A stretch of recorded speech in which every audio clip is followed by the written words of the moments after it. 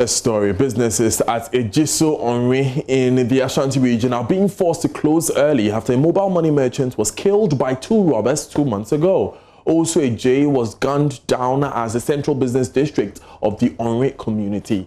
Though police have increased patrols in the town, residents are adopting new strategies to protect themselves. Nana Aljima went back to the community to gauge the mood 2 months after the incident. About 2 months ago, a mobile money vendor here at Ejiso Onri was shot dead. Also, J was described by many as the biggest mobile money vendor here in this community. Two men had come to transact business with him. Unknowing to him, the two were armed robbers, and in the line of business, one of them stood in front of this container, the other stood behind him, and unfortunately one shot him through the window. He died instantly. Less than 24 hours after the killing of the mobile money merchant, police arrested some persons suspected to be involved in the murder. The suspects, arrested with an AK-47 rifle suspected to have been used in the murder, were sent to the scene to assist investigations. The Ejiso Divisional Police has since intensified patrols in the area, introducing snap checks. Paul Atta is the unit committee chairman. Previously, you could see them maybe one or two. By now, they are patrolling every day and night. But because the area is big, you know, Ejiso Municipal is big. So when they pass, it will take some time before you see them again. So that is why we, the community, have decided to also plan to establish the community watchdog in order to help the police so that we can combat the crime. Yes. Yeah. But 2 months on, businesses here are compelled to close early for fear of another attack. Now I close at 6:30, where business is at its peak. After 6:30, I only transact business with the people I know. By 4 p.m., I should be preparing to close. I don't even transact business with people I don't know. At the same time, the center of town is empty after 7 p.m. Even commercial vehicles don't work from 9 p.m.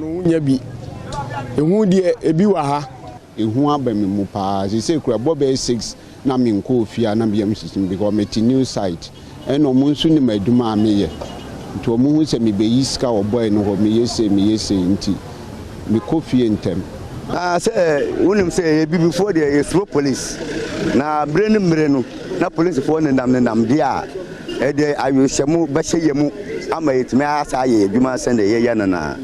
But Love News investigations have revealed police in the area is constrained with only one vehicle for patrols in the whole of Ejiso municipality. From Kumasi for JoyNews, Nana Aljima reporting. Still on security, police presence has been beefed up in the northern region town of Shini in the Tatali district following clashes between two factions involved in a suspected chieftaincy feud. Now, 2 people have sustained gunshot wounds and are currently receiving treatment at the hospital. According to the police, 4 houses and a corn mill have been thatched. Now, the Northern Region Crime Officer Superintendent Bernard Baba Ananga joins us with more. Superintendent, thanks for joining us. When did this incident occur? And tell us about the casualties.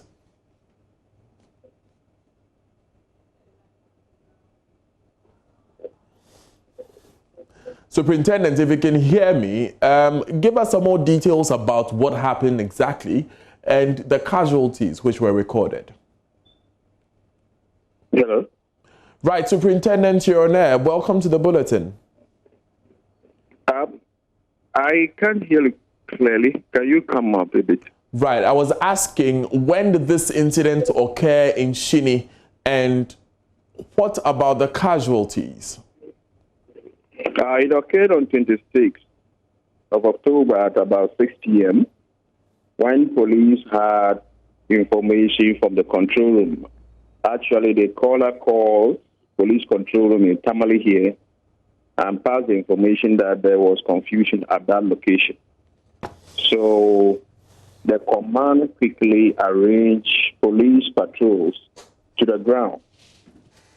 When they got to Sheni, it appeared to be a conflict between two feuding gates who have issues with enskinment at that location. Before police got there, the whole town had already been vacated by all the settlers there. We could say about 30 to 40 houses within that area. Right, and what has happened to the 30 to 40 houses? 2 to 3 houses were burned, including a corn mill, and 2 people also sustained some gunshot wounds within the area. As we speak, police and military are on the ground, combing the area looking for the suspects, those responsible for this heinous crime. We are treating it as crimes that are being committed by some few individuals who want to take the law into their own hands to commit mayhem within the area. As we speak, some of them have fled to neighboring Togo. Right, have any arrests been made? No arrests have been made yet, but we are picking up some names of suspects that we want to follow up and arrest them. Thank you very much, Superintendent Bernard Baba Ananga. Now let's take you back to the Nation Builders updates, where the Volta Region Minister, Dr. Archibald Lecha, is addressing the gathering. Showing the Volta region. Previously, we were OT and Volta together. So when I took office, it was one region called Volta region. But the president promised that 6 new regions were going to be created, and the OT region was created. Therefore, we now have OT and Volta regions. And our objectives as a region is to formulate, implement, coordinate, monitor, evaluate government policies and programs. And we also want to promote stability, security, and peace. And the point was made by the MC that I should make a comment about the security situation in the Volta region. What I would say is that before we took office and the early months of our taking office, we had this very serious conflict in Alabanyo Nkunya. And with the president's intervention, with the intervention of national security and the chiefs and people of Nkunya in Alabanyo, these days we don't hear of Nkunya Alabanyo anymore. Thankfully, Nkunya is now in OT, whilst Alabanyo is in Volta.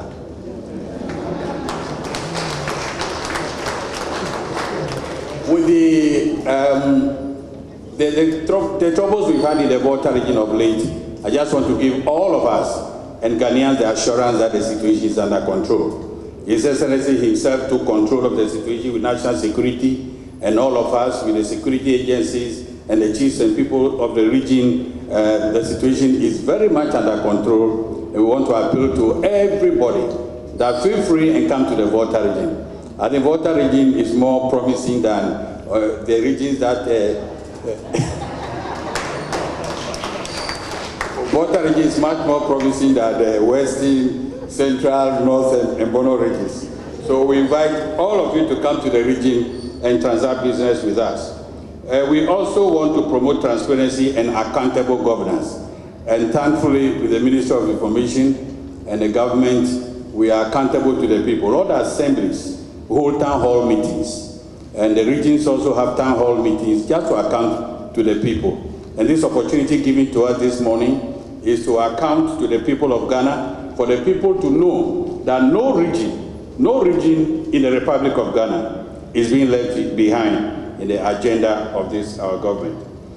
So our mission and mission statements, we have a vision which the Volta Regional Coordinating Council seeks to attain a peaceful, stable, united, progressive, and prosperous region with a high standard of living for its people. And we've been doing that through the facilitation of the overall development of the region through efficiently harmonizing, coordinating, monitoring, and evaluating all plans and programs of all the agencies and ministries that work under us in the region. I also want to make the point that Volta region is very much on the heart of His Excellency the President. So he visits us very often because, you know, Volta region is a special bride that the President wants to marry. So he doesn't joke with Volta at all. So I want to tell my people in the region that the President, His Excellency Nana Addo Dankwa Akufo-Addo, is very much in love with the Volta region, and he's hoping that in the next few weeks, there will be signs to show that the bride is also responding to the maneuvers of the group. The flagship programs and interventions in the Volta region will go to the road infrastructure. We are aware that this year was declared a year of roads, and Volta region has not been left out in this agenda of government to improve on our road infrastructure. So you can see from the pictorials that we have asphalt overlay in Hokwe municipality. There's a project going on in Ho, that's the dualization of the Ho Sokode roads. Recently, when the President visited the region, he inspected this particular road, and the contractors gave him all the assurance that by October ending, they will finish with one lane, so that we'll be using the one lane, and then the second lane can also be tackled.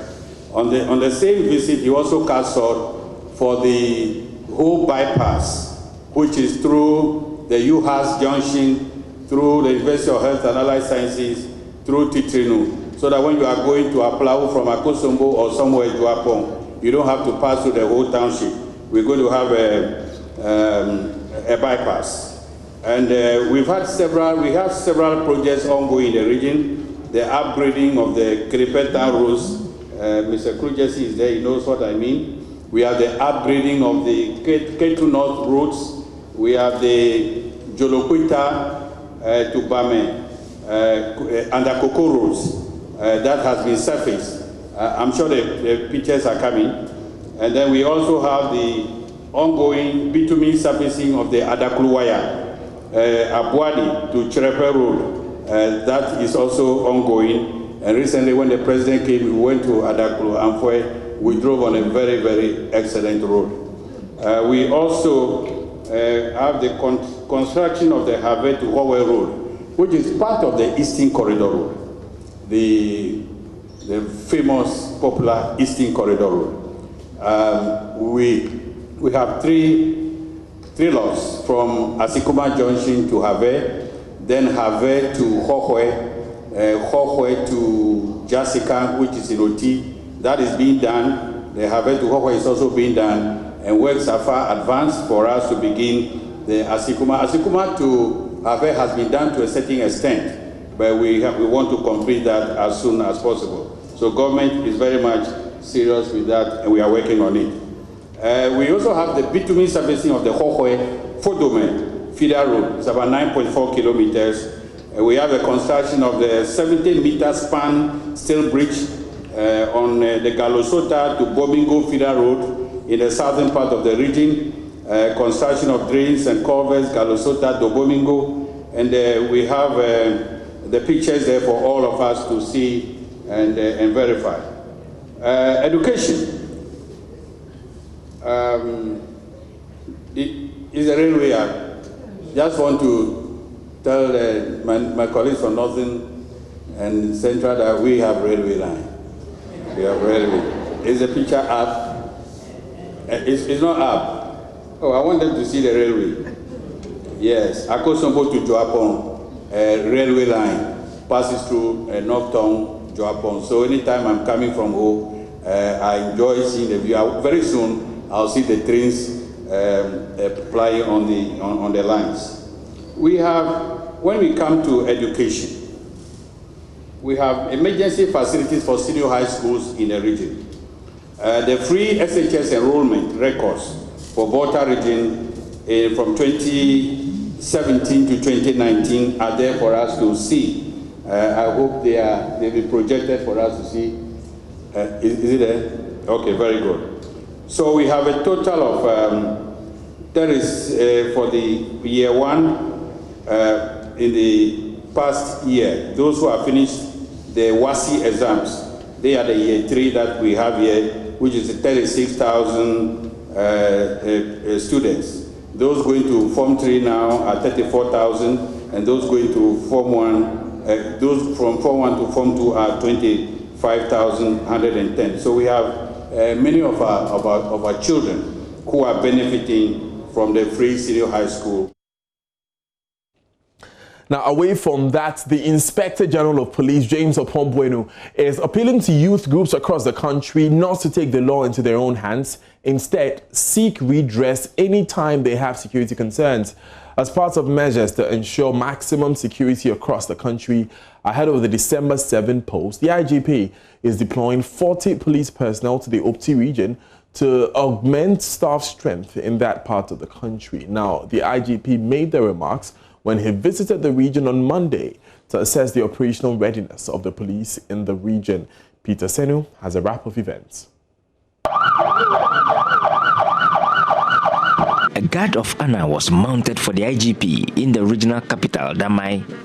He met and interacted with the chairman of the Regional Security Council, the regional minister, Kwesi Owusu-Yeboah, for briefing on security issues in the region. James Opombuenu assured the minister that logistics and personnel are top priorities in the Oti region and the new regions for that matter. The IGP also met with the chiefs in the regional capital, Damai, to solicit their support for effective policing.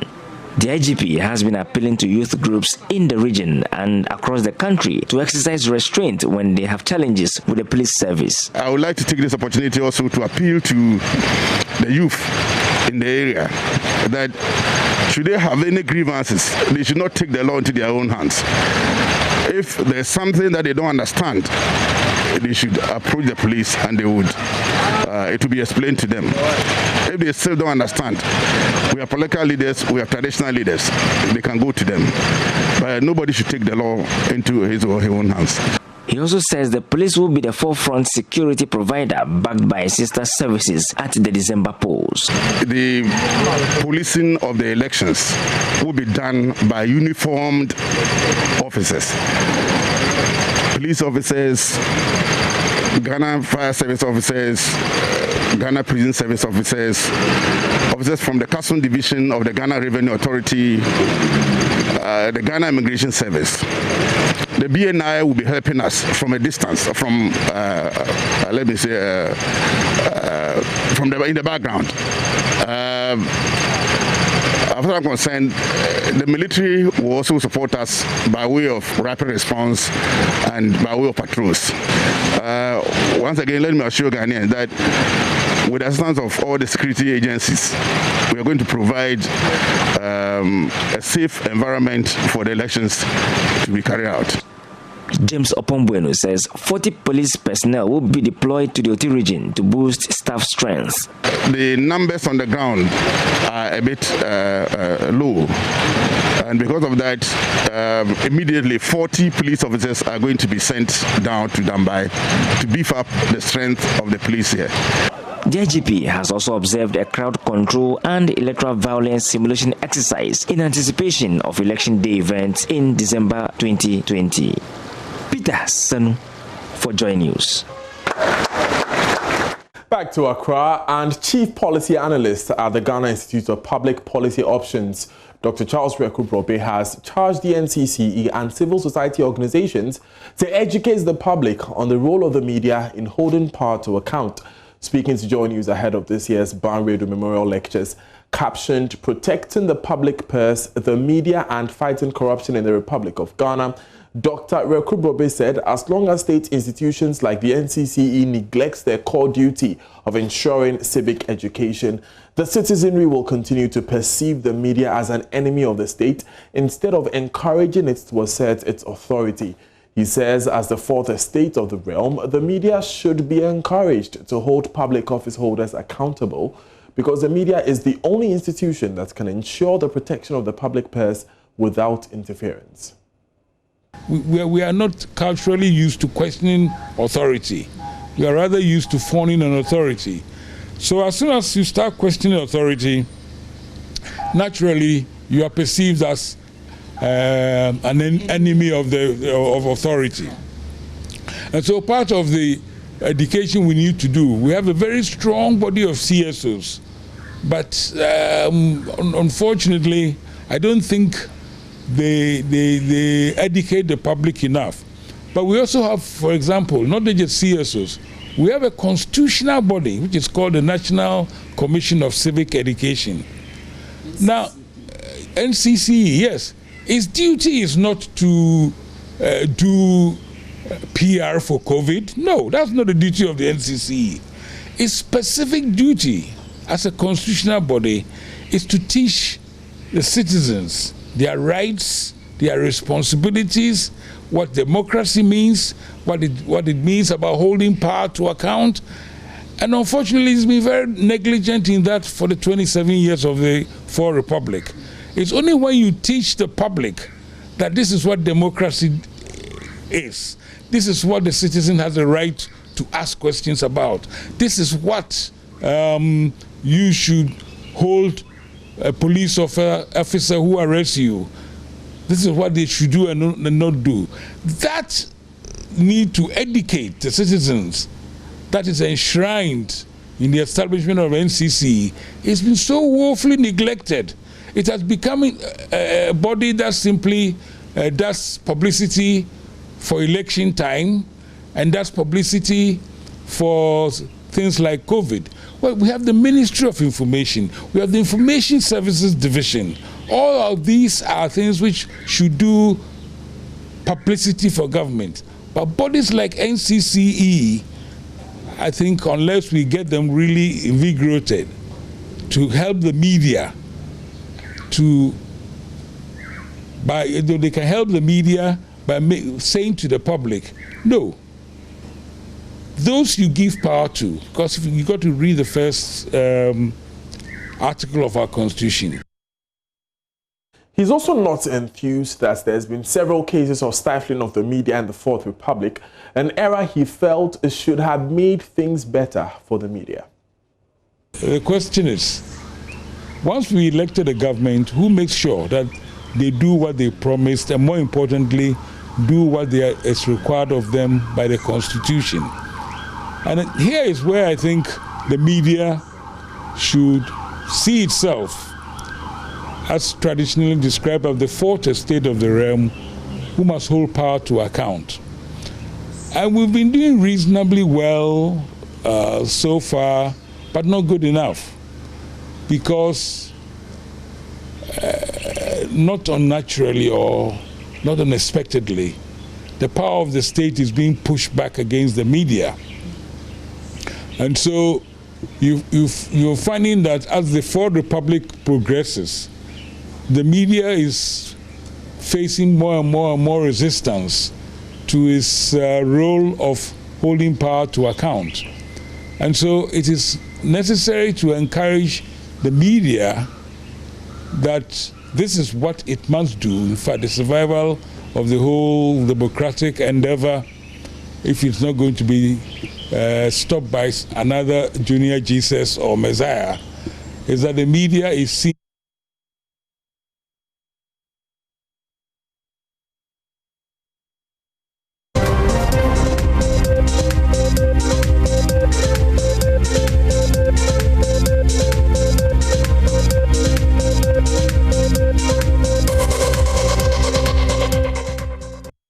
Before we move to election-related stories, let me just remind you that freelance journalist Manasseh Azuri-Awuni will be delivering this year's lecture on the 29th of October, in just a couple of days, at the Kofi Annan India ICT Center in Accra.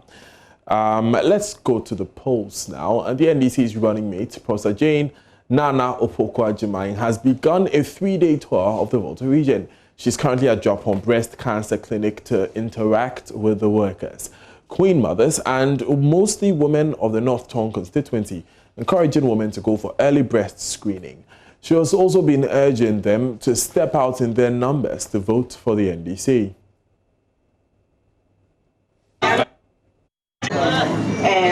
I think the women of Ghana, thank you.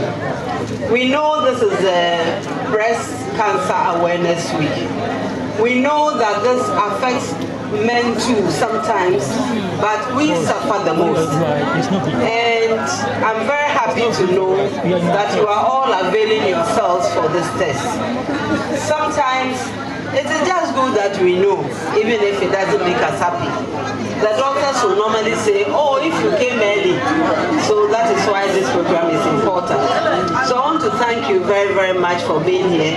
And I want to urge that even though we have 1 month for breast cancer awareness, whether October is here or not, we do the examinations on our own as has been taught us, and that we report whatever we think has been unusual with our bodies.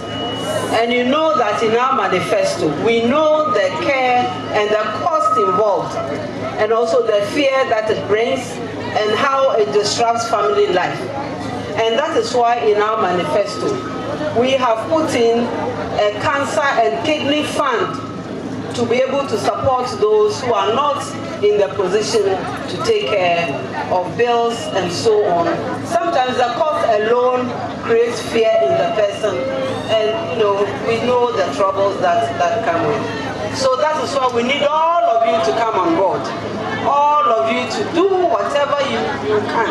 Don't let anybody intimidate you. We've come too far. We know our history, and our history doesn't begin with independence. We know who we are, and we know who we want to become, and we know the kind of country we want to leave for our children and our grandchildren. So I just want to say thank you very much for all.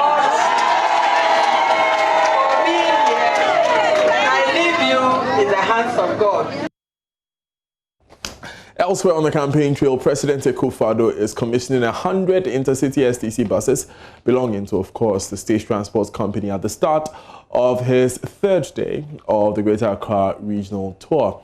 The buses come at a cost of $13 million, and they are part of a measure to retool the state transporter. Managing Director of STC, Nana Komia, says the border closure has cost his company 50% of their revenue. Elton John Brobe joins us live with more.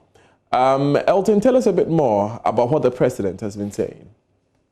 So, Daniel, we are now entering Abosu-Okai proper, where the president is expected to engage traders here to listen to their concerns, tell them what the government has done so far in the last 3 and almost 4 years that he's been in power. But before getting here, we were at the premises of the State Transporter STC, where the president commissioned 100 buses for its operations. Now, managing director of the company says that he inherited a debt distress company, but due to professionalism and due diligence, they've been able to turn the fortunes around for the STC, and from a cash flow position, they are now able to record profit. But COVID-19 seems to be having massive impact on these operations. Because you spoke about the fact that before COVID-19, they were making 5 million Ghana cedis every month. But due to the closure of the borders, they are only making 2.4 million. And out of the 2.4 million, 1 million goes into the payments of salaries, and 1.4 goes into the payment for oil and fuel used for its operations. But President Akufo-Addo said that the government has approved stimulus package for the payment of salaries for STC, which means that they can now be able to keep their heads above water.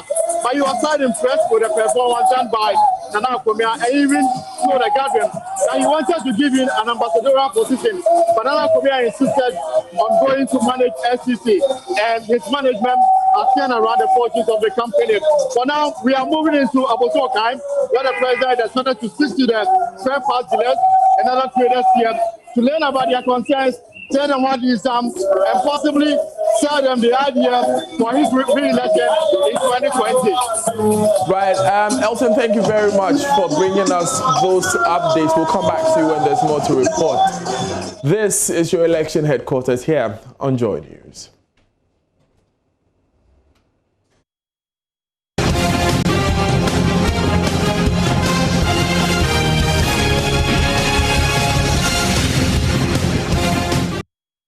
1 days to the polls. You know where to go for the latest when it comes to news on elections.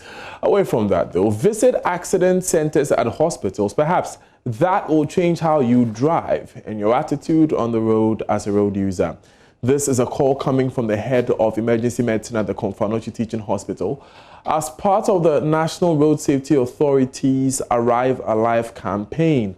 Dr. Maxwell Osei Ampofo's call follows increasing cases of life-threatening head injuries. The facility continues to record. Based on what we see here, the number of injuries are increasing. The trend is worrying.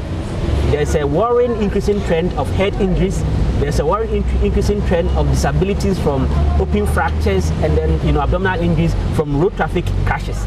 We will not say what they call accident because we think that they are crashes. And I think that if we don't take care, these are going to overtake a lot of the diseases that has, that we know already. So we have a worrying increasing trend of road traffic accidents with head injuries and various disabilities, which we need to educate people. When we have a lot of these people are breadwinners, they are unable to work again. They are unable to do even their daily, activities of living.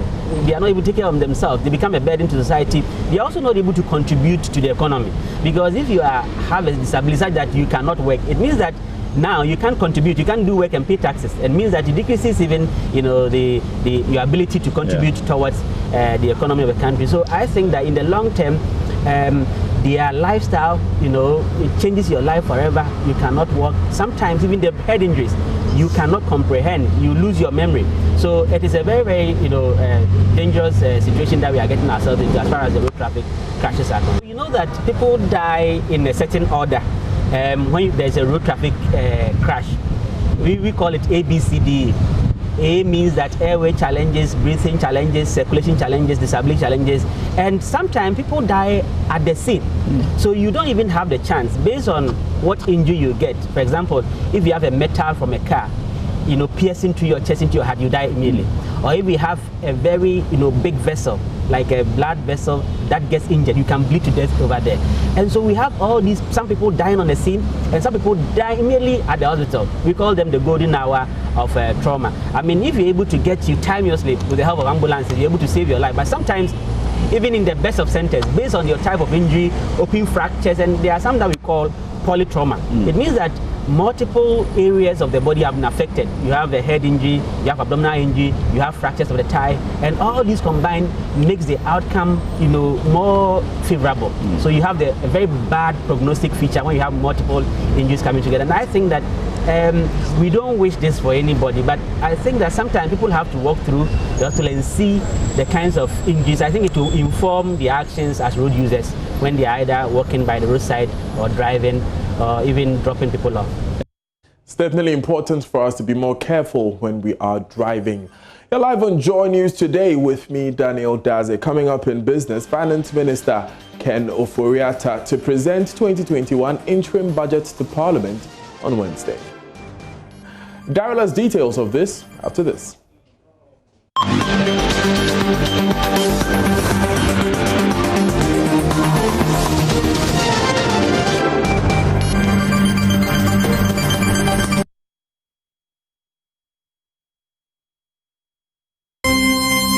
Hi, good afternoon. Welcome to Business. My name is Daryl Kwao. Finance Minister Ken Ofori-Atta is now expected to present an interim 2021 budget to Parliament on Wednesday. This is after the House approved the proposed date put forward by the Finance Ministry.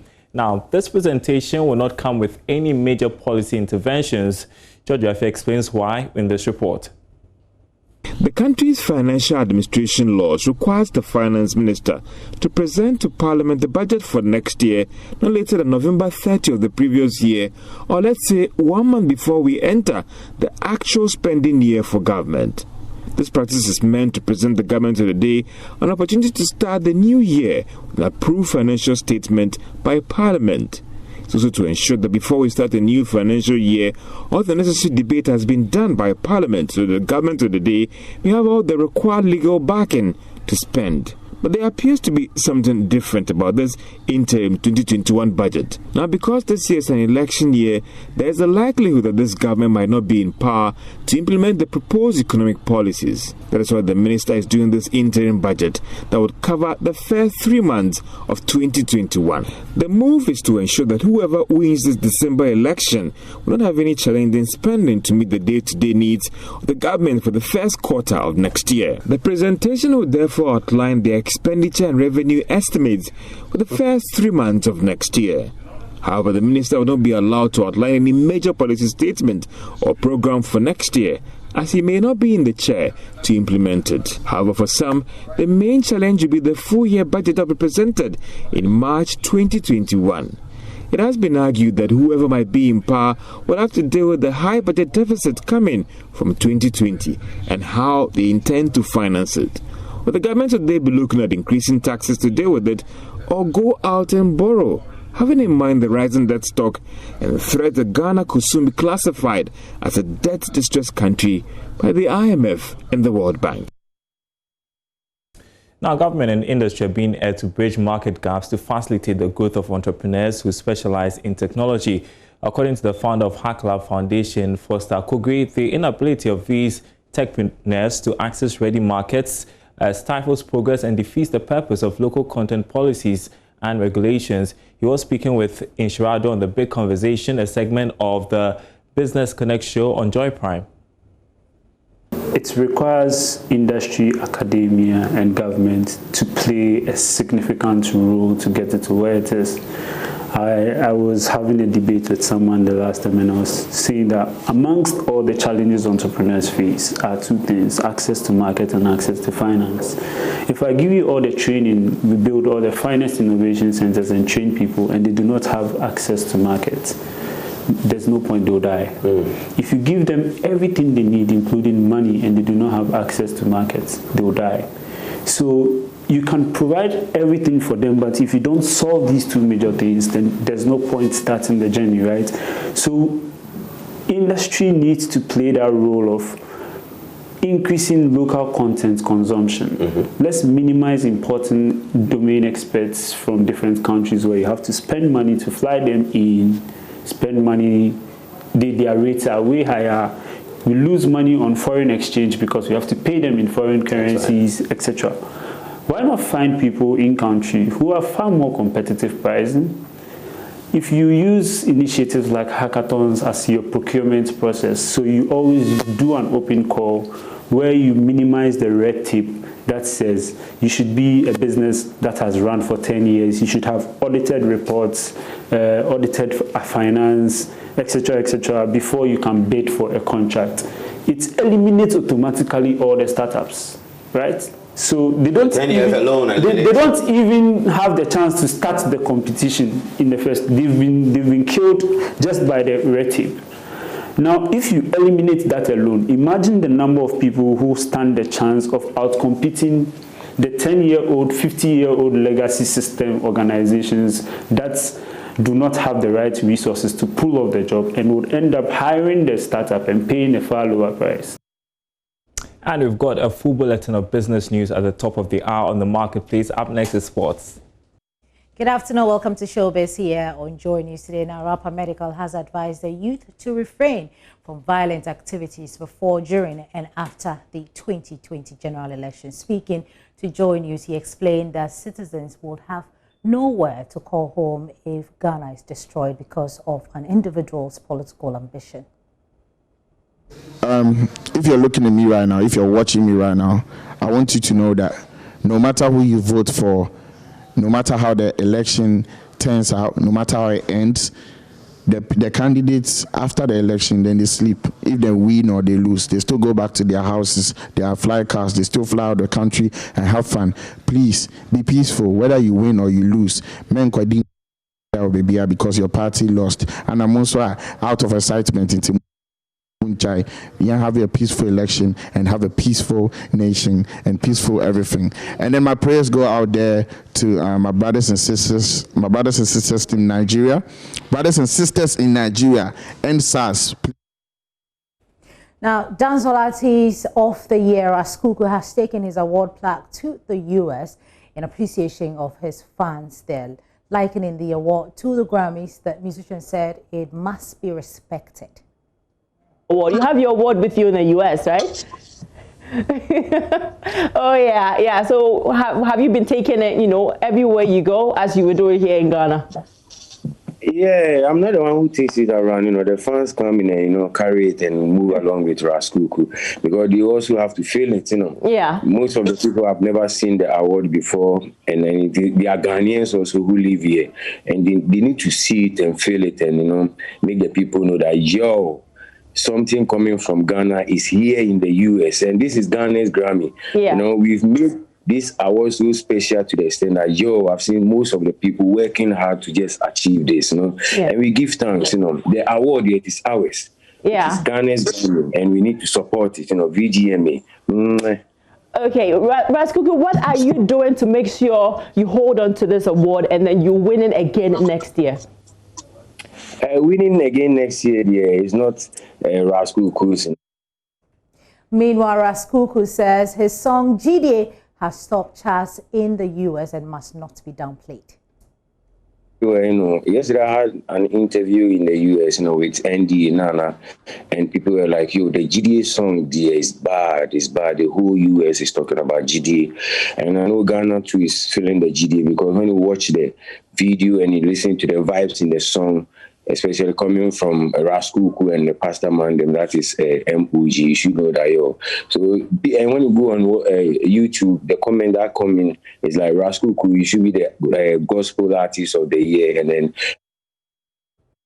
That we all for Showbiz here on Joy News today. My name is Becky. Over to you, Daniel. Thank you, Becky. And that's it for today's bulletin of Joy News today. My name is Daniel Dazi. Up next is The Marketplace with Daryl Kwao. We'll be back tomorrow. Have a good day.